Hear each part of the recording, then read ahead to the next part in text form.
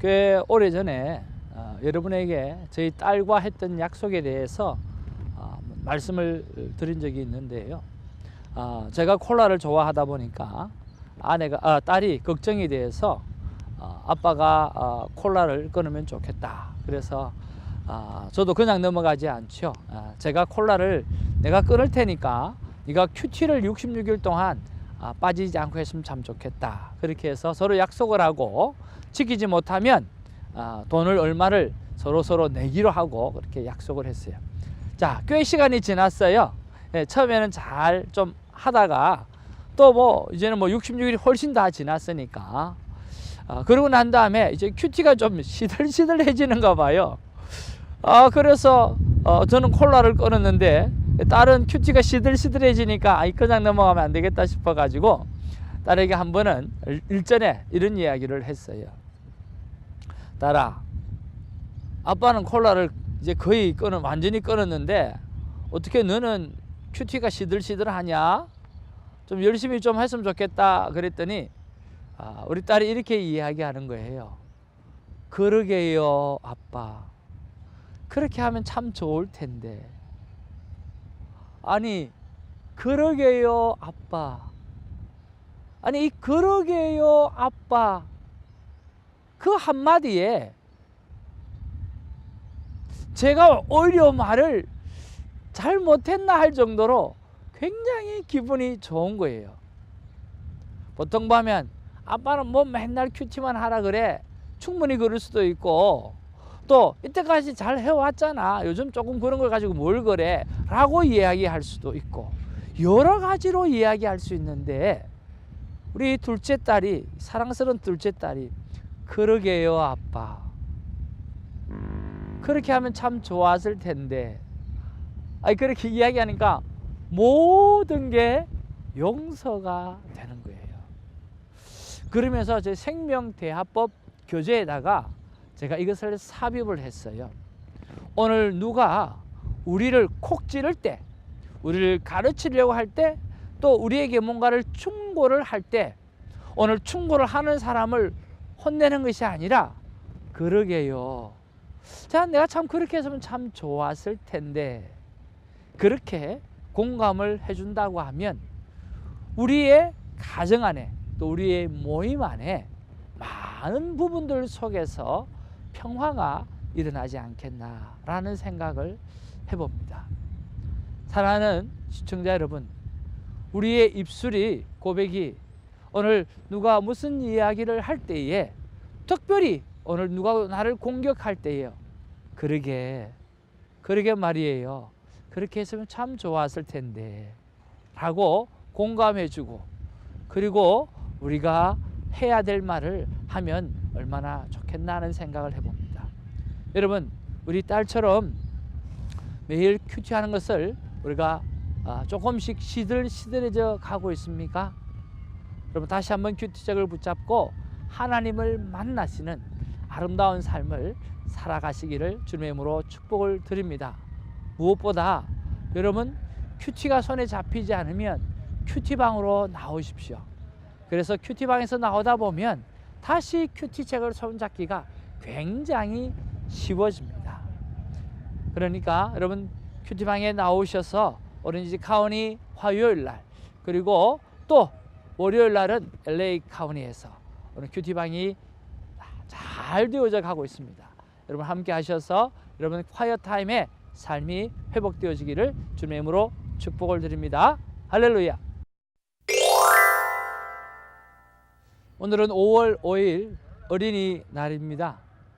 여러분의 자녀들 또 이미 자녀들이 다 컸어도 자녀는 자녀이지 않습니까? 우리 자녀들을 돌아보고 또 인커리지하고 또 그들을 행복하게 해주고 또 그들을 즐겁게 해줄 수 있는 귀하고 복된 날이 되어지기를 바랍니다. 표현하지 않는 것은 사랑이 아니라고 이야기하지 않습니까? 여러분, 표현하는 그러한 한 날이 되기를 주님의 이름으로 축복을 드립니다. 자, 오늘 5월 5일 토요일입니다. 오늘 본문은 이사야서 57장 1절에서 13절의 말씀입니다. 이스라엘은 하나님을 떠나서 헛된 것을 추구하였습니다. 하고 있습니다. 우리도 마찬가지죠. 하나님을 떠나면, 잠시라도 하나님을 떠나면 자동적으로 헛된 것을 추구하게 되어질 수 있는 것이 바로 우리라고 하는 것을 날마다 인식하고 인정하고 고백하고 회개하는 것이 참으로 중요합니다. 53장 예수 그리스도를 예표하는 것이 드러나고 난 다음에 하나님은 계속해서 이스라엘을 회복시켜 주실 거라고 말씀하고 있지만, 지금 right now 바로 이스라엘의 상황들은 너무나 오늘 득죄하고 있는 것에 대해서 설명해 주고 가슴 아파하고 있는 것을 보게 되었습니다. 어느 정도냐고 하면 오늘 1절에서 4절에서 잘 기록하고 있는데요, 특별히 1절에 보면 의인이 죽을지라도 마음에 두는 자가 없고 진실한 이들이 거두어 감을 감당할지라도 깨닫는 자가 없도다. 의인들은 악한 자들 앞에서 불리어 가도다. 그러니까 의인이 죽어도 마음에 두는 자가 없다는 거죠. 그만큼 이스라엘이 패역하고 오늘 마음이 깨끗하고 진실된 자가 오늘 어려움을 당하게 되어져도 눈 하나 까딱하지 않는 이 악한 세대, 바로 그 세대가 바로 오늘 이스라엘이 당면하고 있는 세대라고 하는 거죠. 그리고 여러분 5절에 보면 우상 숭배부터 계속해서 6절, 7절, 8절 계속해서 우상 숭배에 대해서 말씀하고 있습니다. 특별히 5절에 보면 너희가 상소리 나무 사이 모든 푸른 나무 아래에서 음욕을 피우며 골짜기 가운데 바위 틈에서 자녀를 도살하는도다. 그러니까 여러 제사장들과 성적인 관계를 갖고 또 오늘 많은 패역한 엄탕한 일들이 일어나고 있다라고 하는 거죠. 또 6절에 보면 이제는 너희가 상소리 나무 사이에서 모든 푸른 나무 아래서가 아니라 이제는 한 걸음 더 나아가서 골짜기에서 행하는 우상 숭배의 모습이 드러나 있다라고 하는 거죠. 골짜기 가운데 매끄러운 돌들 중에 내 몫이 있으니 그것들이 내가 제비 뽑아 얻은 것이라. 또한 내가 전제와 예물을 그것들에게 드리니 내가 어찌 위로를 받겠느냐라고, 또 골짜기에서 오늘 특별히 우상 숭배하는 모습이 나오고, 7절에는 높은 산 위에서 우상을 섬기는 것, 그리고 8절에는 집 안에서 행하는 우상 섬기는 것, 9절 10절에 보면 끊임없이 우상을 섬기는 숭배를 하는 그런 모습을 통해서 어디에까지, 스월 오늘 음부에까지 그 죄악이 내려가고 그 죄악이 끝이 없다라고 하는 것을 설명해 주고 있다라고 하는 거죠. 그리고 11절에 보면 가만히 둔 것은 하나님이 오랫동안 잠잠했기 때문이라고 이야기하는 거죠. 그렇게 우상을 섬기는 것들을 가만히 둔 이유는 바로 하나님이 오늘 오랫동안 잠잠했기 때문이라고 말씀하고 있는 거죠. 그리고 오늘 12절 13절에 보면 우상 숭배의 무익함을 오늘 보이겠다.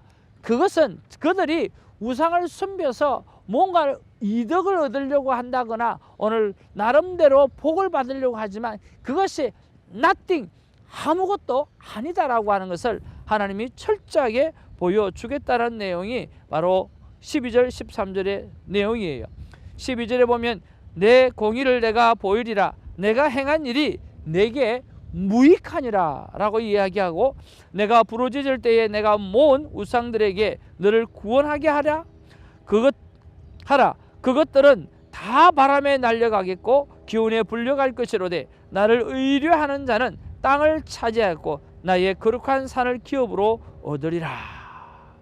그러니까 내가 모은 무상들에게 너희를 구원하게 하라. 그것들은 다 바람에 날려가겠고 기운에 불려갈 것이지만은 나를 의뢰하는 자는 땅을 차지하고 나의 거룩한 산을 기업으로 얻게 되어질 것이라고 하나님은 말씀하고 있다라고 하는 거죠. 오늘 이 본문의 배경, 오늘 이스라엘은 하나님을 떠나서 범죄하고 있고 오늘 각색의 방법으로 오늘 우상을 섬기고 있는 이런 모습들을 오늘 본문 속에서 볼 수 있는데, 이 본문 속에서 저와 여러분에게 주시는 말씀은 어떤 말씀일까요? 여러분 곰곰이 한번 찾아보시기를 바랍니다. 저는 오늘 본문 속에서 터치되어지는 말씀은 바로 이 전체적인 부분이에요. 바로 우상 숭배라고 하는 거죠. 왜냐고 하면 현 세상이 모두 우상 숭배하는 것 같다라고 하는 그런 생각이 들었기 때문이에요.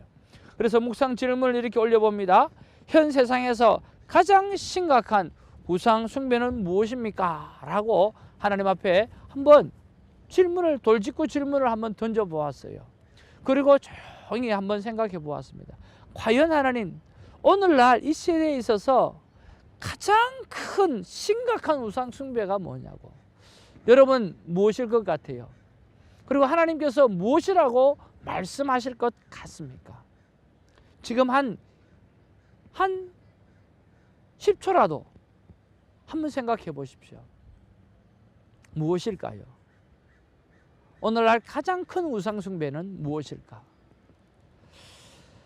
저는 하나님께서 이런 마음을 주셔요. 바로 물질 만능주의 사고라고 하는 거죠.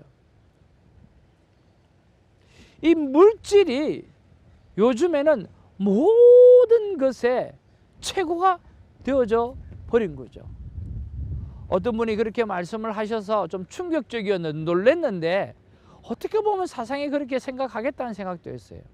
바로 조물주 위에 건물주라고 하는 그 이야기. 여러분 어떻게 생각하세요? 저는 처음에 어떻게 그런 말을 입에 담을 수 있나라고 생각했는데, 아니요, 사람들은 그렇게 생각할 수 있겠다라고 하는 거죠. 정말 이 물질이 지금 최고예요.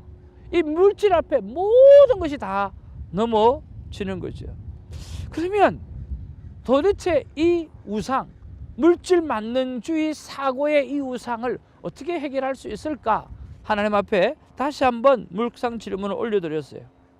그럴 때 하나님은 저에게 이렇게 말씀하십니다.